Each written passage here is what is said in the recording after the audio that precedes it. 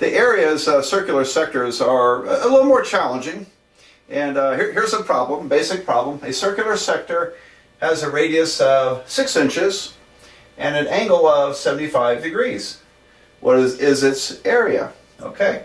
Now, I always have this discussion with my regular classes. You have to make a choice. You can look up a formula for this and plug numbers in, and you won't learn anything except how to plug numbers into formulas. Or you can choose to learn how to think through these, how to solve problems.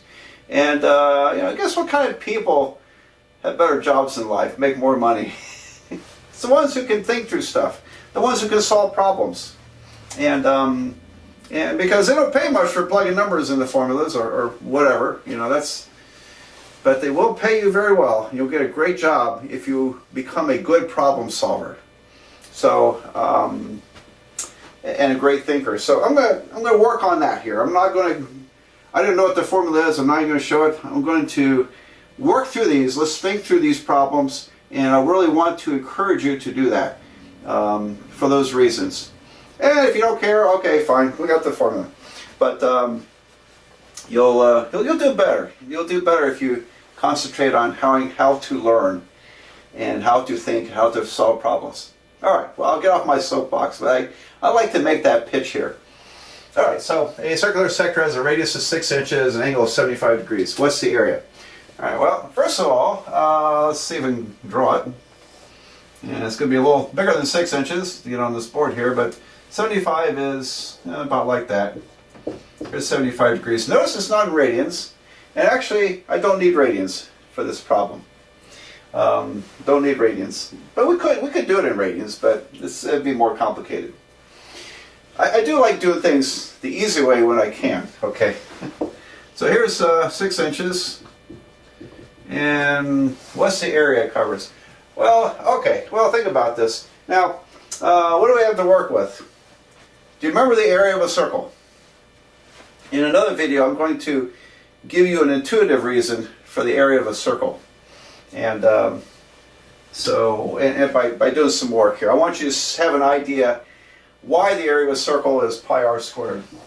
But for the moment, take my word for it, and you probably know this formula. Area of a circle is pi r squared. Okay, that goes back to ancient Greece. Archimedes figured this out. Okay, now then, so the full circle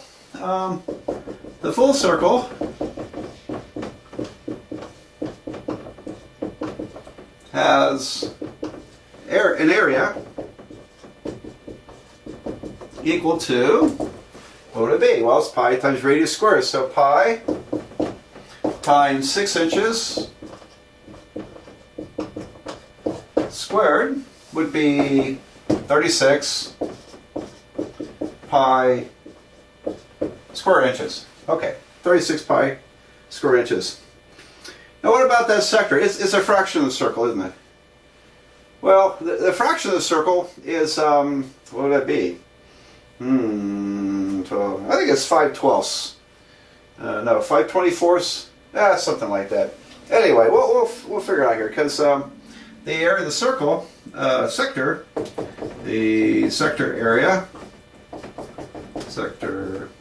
area is, okay, well, let's do a proportion here. 75 degrees is the sector. A full circle is 360 degrees. So that gives me the fraction of the circle. That's the sector. Right? 75 over 360, which is that 5/12? Let me see, 75, I think it is.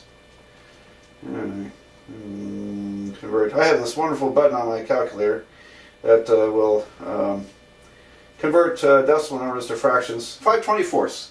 I hope I said 5/24. Okay.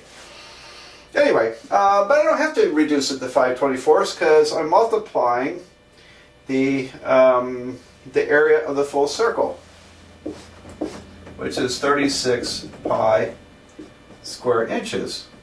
So, oh boy, that's convenient, isn't it? The 36 cancels into 360 10 times. The degree marks cancel. Okay. and I have 75 over 10 is 7.5 pi, or you can write 7.5 pi. That's an exact fraction decimal of 75 tenths. I would probably call it 15 halves, 15 pi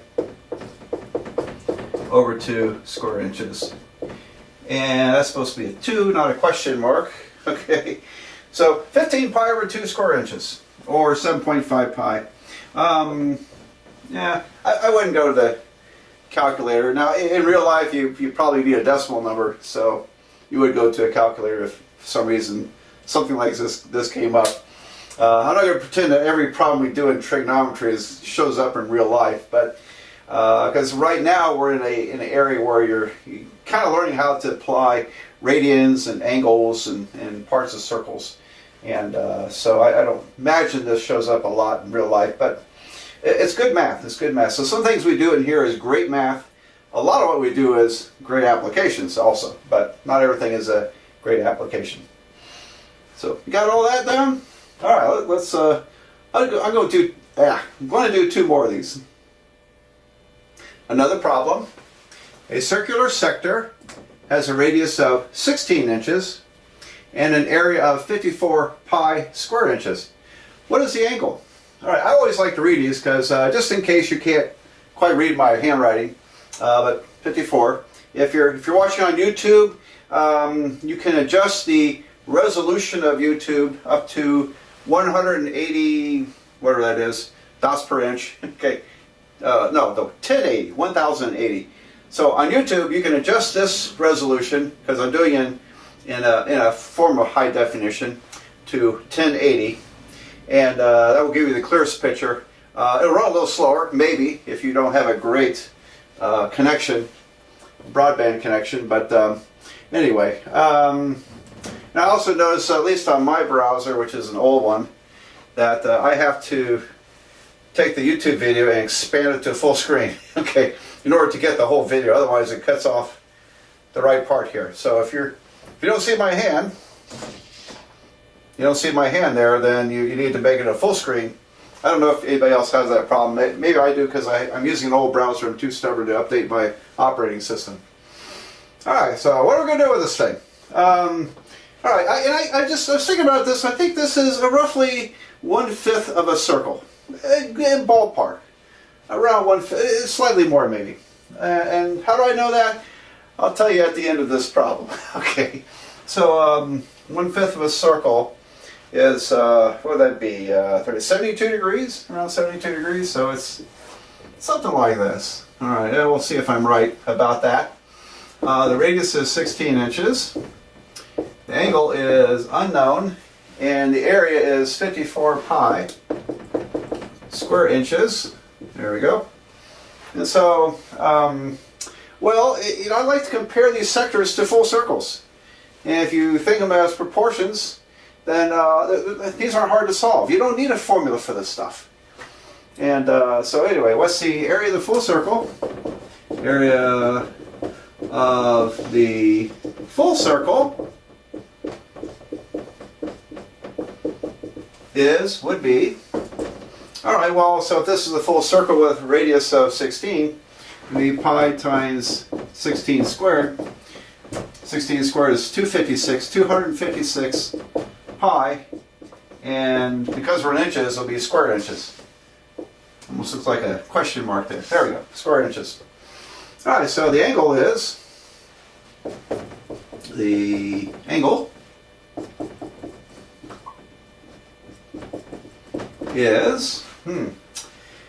well, shall we do it in radians or should we do it in degrees? Okay, let's go with degrees. But we can convert to radians. Maybe I'll show you both of them. So this is just a fraction of the full circle.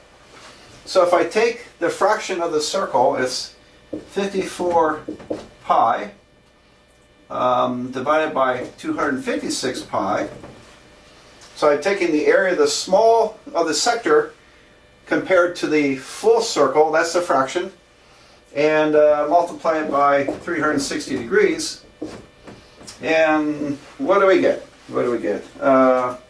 First of all, pi cancels conveniently. That's why you don't want to use pi on your calculator until you get to the very end of a problem in case you need decimals. But, you know, yeah, use a symbol pi. Sometimes it cancels. All right, I'm just going to cheat. See if I take 54 times 360 divided by 256, and I'm going to convert it to fractions. I get, oh boy, well, I get 75 and 15 sixteenths. 75 and 15 sixteenths degrees, or exactly 75.9375 degrees. Okay, so not a real pretty fraction. Okay, almost 76 degrees. Almost 76 degrees, which is a little bit more than 1/5 of a circle, isn't it? So in radians. Now in radians, let me finish the thought here. The angle is, okay, so I have my sector divided by the full circle, and so the fraction of the full circle is fraction of 2 pi radians. Okay, so I multiply by 2 pi. Fortunately, 2 of these pi's cancel. I still have a pi left over. So I end up with, let's see, 108 over 256. 108 divided by 256. That reduces to 27/64 pi. So it's 27 pi over 64. All right, in radians. Yeah, that's kind of ugly too. If you went to decimals, it'd be even worse. It'd be 1.32536 radians. Okay, very hard to relate to that. So, all right, there you go. That's that problem. I'll do one more of these. Here's my last example. A circular sector with an angle of 7 pi over 6 has an area of 28 pi square feet. What is the radius? Okay, so now we can, the nice thing about these sector problems, we can work in degrees without any issues. The 7 pi over 6 turns out to be 210 degrees. I'm going to work it in radians because it's a little more awkward in radians. I'll show you how that's, I'll give you my example of this. But the area is 28 pi square feet, so what's the radius? All right, so this is kind of an unusual sector, and it's more than half a circle. How's that? That's pretty close. All right, so here we have 7 pi over 6. Pi is half a circle. 7 pi over 6 is pi over 6 more than pi. In other words, it's 30 degrees more than a half circle, so it's 210 degrees total there. And the area is 28 pi square feet. All right, so what's the radius of this thing? All right, well, as before, we tend to compare this, compare this to a full circle. So the area of the full circle would be circle, there we go, is pi r squared. All right, just area is pi r squared.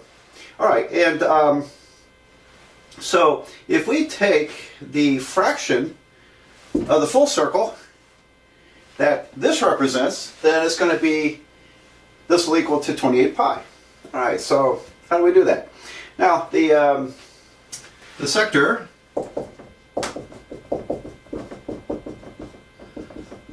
is, here's where it gets kind of funny and awkward, 7 pi over 6 divided by 2 pi, fraction of the full circle.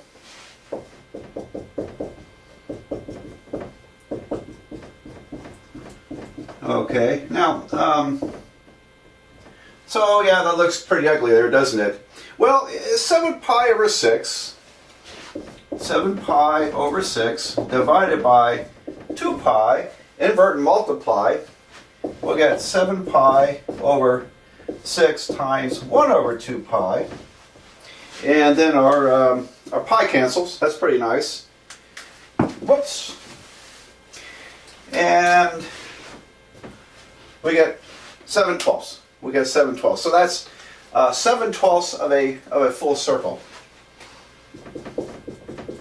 All right, now, had you done instead this in degrees, 210 degrees over 360 degrees, that also is going to reduce to 7/12. So it really didn't matter. That probably looks easier. But don't be intimidated by radians. They're not that big a deal. Anyway, 7/12 of the full circle. So if I take 7/12 of the area of the full circle, which is pi r squared, I'll get the area of the sector, which is, what was it, 28 pi square feet. Okay, so, not such a big deal, is it? Now then, the pi's, you can divide both sides by pi, so that's going to cancel. And if I multiply by 12/7, so I'm trying to isolate r squared, then, let me make that look more like a 7. There we go. Of course, it cancels here. I have r squared. Radians squared would be 12/7 times 28. Well, okay, when you multiply 12/7 times 28, the 7 is going to cross cancel with the 28 leaving 4. And I got 4 times 12. That's 48 square feet.